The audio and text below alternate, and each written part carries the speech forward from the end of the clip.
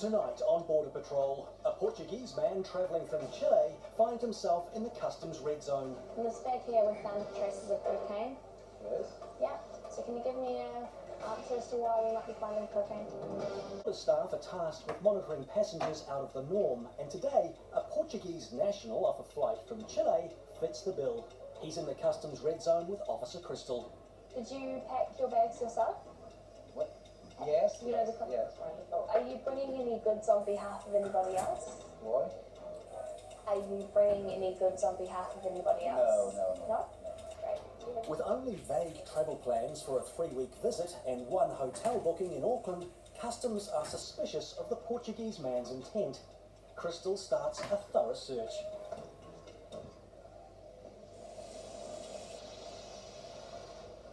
It's a lot of luggage for 21 days. You brought a lot of clothing.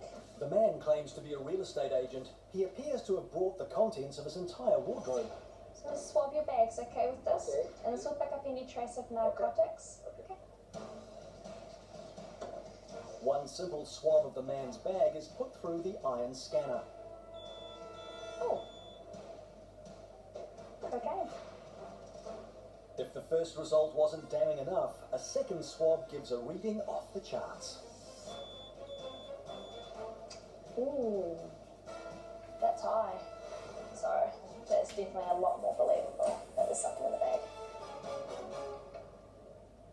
Back at Auckland International Airport, a Portuguese real estate agent is in the customs red zone. His cases have given massive readings for cocaine after swabs were taken off their linings. That's high. Customs Officer Krystle gives the man a chance to explain. In this bag here we found traces of cocaine. Yes? Yeah. So can you give me an answer as to why we might be finding cocaine? I don't know. I don't have cocaine. You don't have cocaine? When was the last time you used cocaine? Just one month. 1 month ago? Yes, I use it in the party. Yeah. Yes. This Portuguese party animal has to somehow reassure Krystle that not only does he have no cocaine on him, he won't seek it out in New Zealand. How long have you owned these suitcases for? 1 year. 1 year. Supervisor John gets an update on the unfolding situation. It's definitely around the suitcases themselves, not the clothes with them. So I'm going to check into the x-ray now. Concentrate on that. Here we go. The 2 suitcases which registered cocaine show nothing on the x-ray machine. Perfect. Thank you very much. But Krystle isn't letting this passenger off the hook yet. She wants to know more about his plans. Whilst in Auckland, Yes. while you're here, is there any place or things you want to do? No. Nothing in particular? Nothing particular. No. No plans, admission of using cocaine regularly, and bags that seem to prove it means a drug dog team is needed. Drug dog Annika doesn't indicate, but she does show strong interest on both suitcases. People hanged on those bags? But I'd say they could have been something there. Senior Customs Officer Richard comes down to have a look at the construction of the cases and notices something unusual. Damage on the screws? Yeah. So the screwdriver, it's like I'm doing it up. That's holding the hand on. What some people, what you can do is you can like unscrew these. That one's up a bit. Yeah.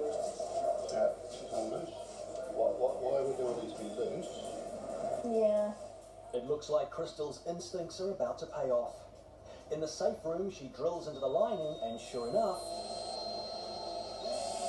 a telltale white powder starts trickling out. At Auckland International Airport, a Portuguese real estate agent is calmly explaining to customs why his bag sparked off the iron scanner with high readings for cocaine. Just 1 month. 1 month ago? Yes, I use it. But after strongly denying smuggling drugs, Officer Richard notices the Portuguese man's bag structures have been tampered with. Why would all these be loose? Yeah. When Customs Officer Krystle drills into one bag's lining, she finds a white powder. Suddenly, the dynamic situation changes as she gets an update from the red zone. Cool. So we've just had a full confession to my colleague that this is in fact cocaine, and the passenger That's probably a little bit. The Portuguese man's composure dissolves as he realises he is in a gigantic pile of trouble. Why did you bring the cocaine to New Zealand? Because I don't know the names. Okay. Were you being paid? Yes. How much?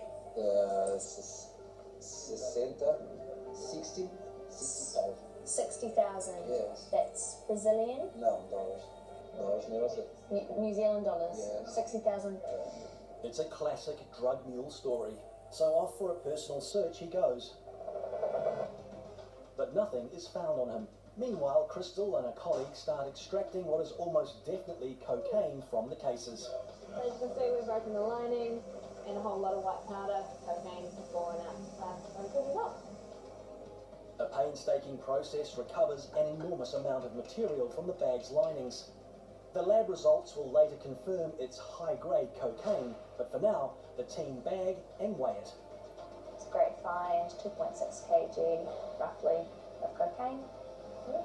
It's been a long day. This would have had a street value of around $1.2 million. The Portuguese national was arrested on the spot and later convicted of drug trafficking. He received 8 years in New Zealand prison with instant deportation upon completion of the sentence.